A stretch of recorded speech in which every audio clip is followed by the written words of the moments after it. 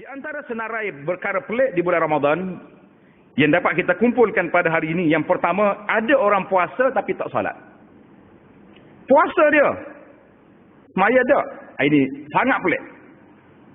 Sedangkan fardu salat itu besar. Setiap hari puasa hanya sebulan Ramadan, tapi dia boleh puasa tak salat. Yang kedua, ada di kalangan manusia ni pergi solat tarawih pergi, tapi ke masjid, tapi solat fardu semaya di rumah. Ini pun ajaib. Mana besar solat tarawih itu dengan solat fardu?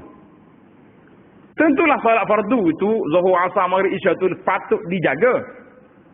Sehingga para ulama mengatakan al-hifazu ala nafsi salat asyaddu min makanis salat.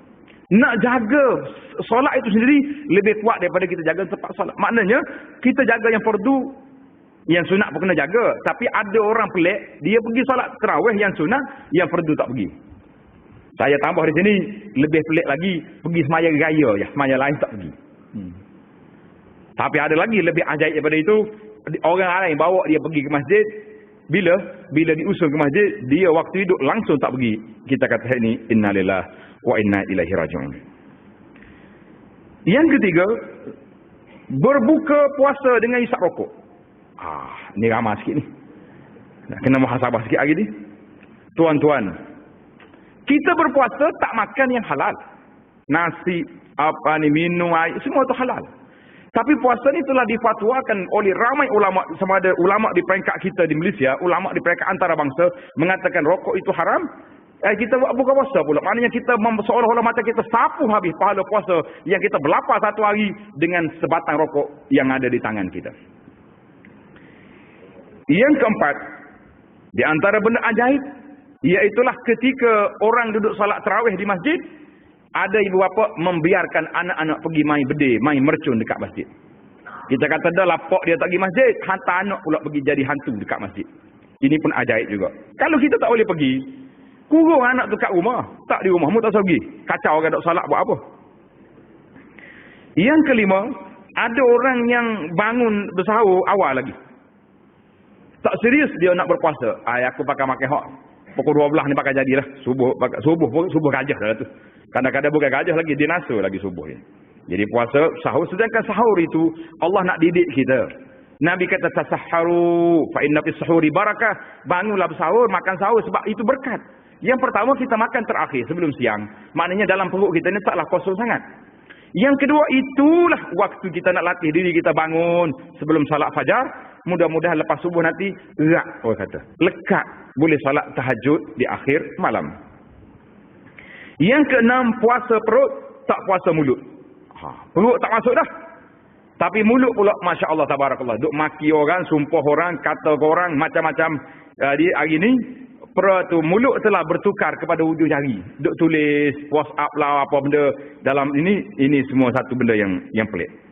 Yang ketujuh, tarawih 20 rakaat lengkap, tapi solat fardu buat seorang diri. Maknanya dia solat lambat pergi masjid. Semaya isya rumah dulu, kita pergi tarawih di masjid. Ajaib. Sepatutnya tarawih di rumah, isya di masjid. Itu yang berlaku di kalangan ulama-ulama yang besar. Sebab mereka nak khatam Quran sendiri. Yang ke-8, orang lain sibuk dengan buat ibadat, dia sibuk dengan lagu-lagu raya, dengan benda-benda lain yang melarakan. Tak salah. Pergi beli barang, kain lansir, itu tidak salah. Tapi jangan sampai sibuk. Itulah waktu kita nak beli, sedangkan orang lain sedang beribadat. Yang ke-9, beli juadah banyak sangat. Sehingga bazar telah menjadi bazir Ramadan semata-mata kerana nak makan. Jadi di antara kaedah yang telah saya sebut pada para jemaah, jangan beli barang waktu lapar. Nabi SAW larang, la yaqdil qadi wa huwa ghadban.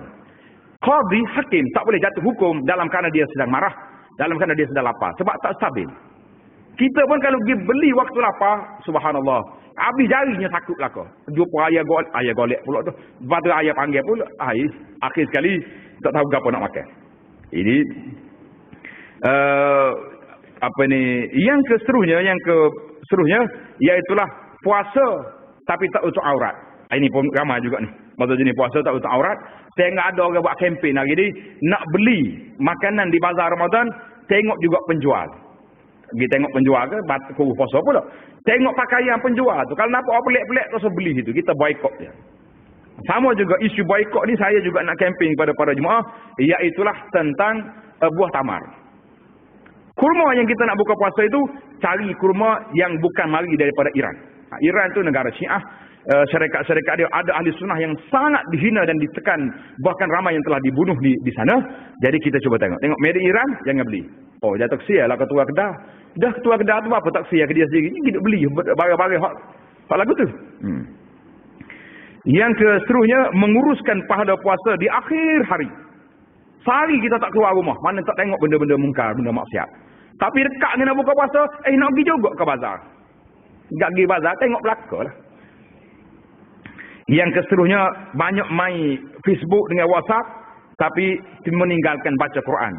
Ini dipanggil penyakit orang baru ni. Ada juga di antara orang yang sibuk solat tarawih, dia duk qada semayang di belakang. Ini masalah timbul, masalah orang tanya. Boleh ke tidak orang ada solat qada, solat sunat? Saya dah jawab beberapa kali, tidak menjadi masalah tuan-tuan dan juga puan-puan. Solat tarawih ni musim ni je. Solat qada boleh solat sepanjang tahun dan boleh solat lagi di rumah, boleh solat di siang hari. Kenapa nak pilih waktu tarawih itu untuk solatnya? Jadi menyebabkan berlaku tidak tenang. Imam di depan, dia solat juga kat belakang. Cuma saya nak tambah sikit lagi, hak solat tu boleh kira, hak duk buah tu tak puk lagi. Orang duk tarawih dia duk buah atas masjid. Lah, kita kata baik awak balik daripada mengganggu orang sedang beribadat. Buat halakah. Orang pakat likur dia mari buat dia pula pasal jenis pandai kecek, pandai bercakap. Jangan.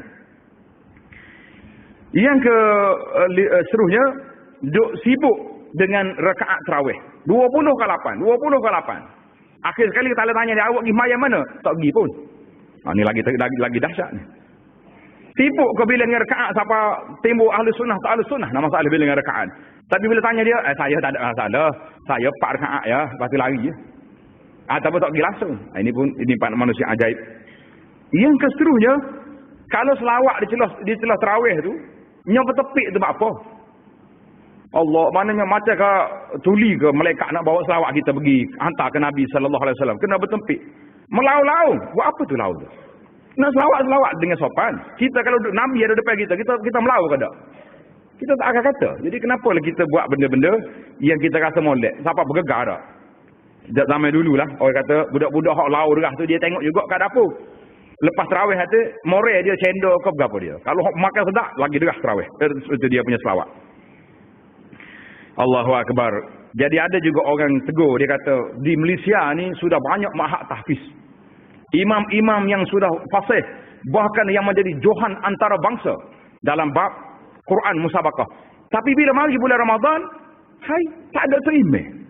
Terpaksa kena import mari daripada luar negara yang biasa-biasa. Kalau kita import imam-imam yang besar-besar, kita kata mari daripada Masjid Haram, kau boleh juga tahan. Ni imam kampung biasa. Bahkan imam yang ratib yang sudah ada di kampung lebih sedap puas suara dia daripada imam yang dibawa ke masjid itu. Jadi ini satu benda pelik. Saya tak tahu apakah imam-imam yang ada ini tidak bersedia menerima sumbangan yang sedikit, terpaksa dia lari keluar negara kerana di sana banyak pulangan. Wallahu alam, kita muhasabah dalam tajuk ini dan saya berharap sangat supaya pihak kerajaan pantau masjid-masjid yang bawa imam mari daripada luar, sedangkan imam yang ratib lebih sedap bacaan dia, imam tu entah ke mana. Jadi kita kata kenapa? Kenapa begini? Jadi ini juga manusia yang pelik. Yang keseterusnya, puasa tapi mengumpat. Subhanallah. Jadi sambung tadi kita dah sebut, ada juga orang sebut time puasa lelah nak buat reunion. Jumpa balik kawan-kawan lama. Yang akhir sekali duduk reunion situ daripada petang sampai malam. Tarawih entah di mana, pakai reunion. Reunion hari raya lah, kenapa duduk sibuk dengan bulan Ramadan ni? Yang seterusnya, berpuasa tapi tak peduli dan masih lagi mengabaikan ibu bapa. Tak cara ke mak ayah. Mak ayah ada kuih, kau tak tanya. Yang keseterusnya, puasa pesta ibadat Ramadan telah juga menjadi pesta makanan. Ada juga Saya tengok makanan-makanan yang mampu yang dibawa di bazar-bazar Ramadan tu, ada setengah tu tak ada di musim lain. Maknanya kita kata menu bazar Ramadan ni keluar daripada museum hanya di bulan Ramadan. Jadi akhir sekali bertukar Ramadan menjadi bulan makan-makan. Yang seterusnya sujud fizikal tapi tidak mampu sujud hati. Maknanya hati tak puasa juga, fizikal yang tak makan. Di antara benda pelik juga, mari ke awal ke masjid, duduk cokoh, tak ambil Quran sambil-sambil nak tunggu qamat. Itu satu penyakit. Ini beberapa kali dah saya tegur, tolonglah para jemaah sekalian, rugi kita. Alhamdulillah di masjid mana-mana pun banyak Quran, ataupun dalam handphone kita sudah ada. Oh payah nak simpan Quran nanti bila sudah qamat. Dalam handphone ada, kenapa tak buka? Buka juga duduk serik tengok WhatsApp buat apa. Nah, ini peluang untuk kita Ramadan. Kemudian di antara benda yang ajaib juga berlaku, iaitulah mari awal lepas azan tak ada sunat ba'diyah, lepas solat Isya sunat ba'diyah tidak dibuat, dia tunggu pakai masuk tarawih selalu. Kita katakan para jemaah, itu satu kesilapan yang besar, iaitulah kita solat ba'diyah itu hak Isya. Solatul tarawih bermula selepas daripada itu. Jadi janganlah kita buat benda-benda yang ajaib. Banyak lagi benda-benda yang ajaib yang berlaku di bulan Ramadan yang saya tak sempat disebut dan disebut di sini. InsyaAllah kita akan sebut dalam mungkin dalam khutbah-khutbah yang lain, insyaAllah ta'ala.